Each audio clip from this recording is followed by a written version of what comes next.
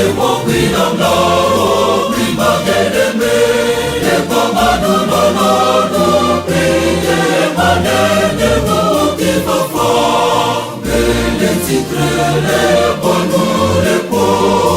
amesi senyebe eye wo winam la o prima gedeme e komanu nono priye manene wo kifafo.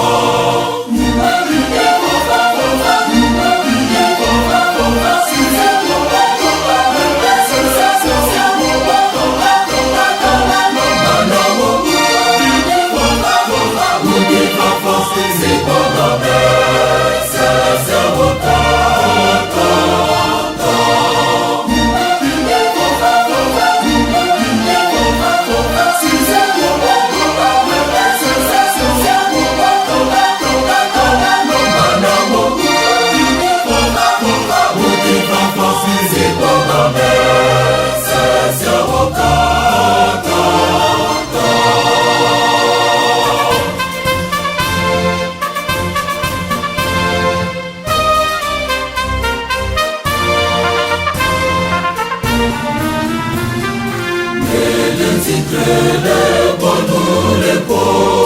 amesi senyebe eye wo winam